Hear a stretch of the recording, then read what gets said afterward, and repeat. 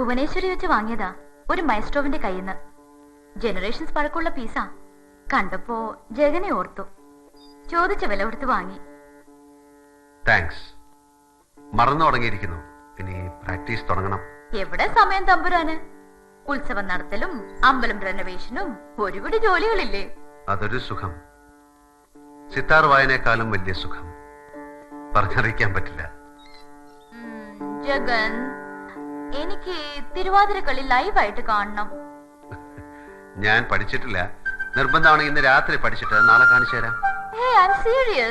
എന്നോട് പറഞ്ഞിട്ട് എന്ത് കാര്യം? ആ ഉണ്ണിമായോട് പോയി ചോദിക്കും.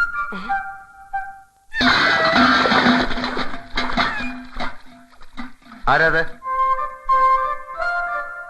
ആ, ഉണ്ണിമായ. ആ, ഇവിടെ വാ. ആ, ഇവിടെ വരൂ.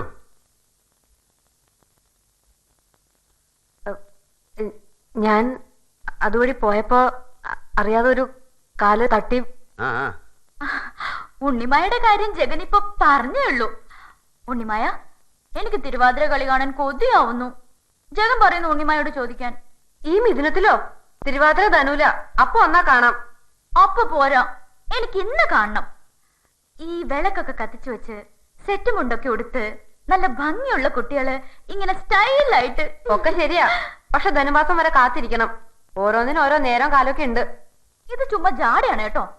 ഒന്ന് അറേഞ്ച് ചെയ്ത് കൊടുക്കണ്ട ടീച്ചറെ. പാവത്തിന്റെ ഒരു ആഗ്രഹല്ലേ. വലിയ ഐറ്റംസ് ഒന്നും വേണ്ട, ചെറിയൊരു ഇൻസ്റ്റന്റ് പ്രോഗ്രാം. ഉണ്ണിമായ വിചാരിച്ച നടക്കും.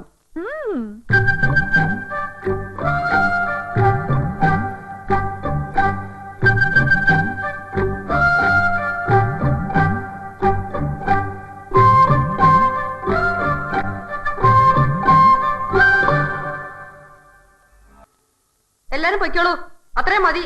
അയ്യോ, നല്ല സ്റ്റൈലായിട്ട് വന്നപ്പോഴാ എന്തിനാ നിർത്തിയേ? നേരം കുറച്ചായി. ഇവരെയൊക്കെ വീട്ടില് തിരക്കും. ഇവരൊന്നും ഈ തൊഴിലും കൊണ്ട് നടക്കണവരല്ല. കൊതി മാറാൻ മാത്രം കണ്ടില്ലേ?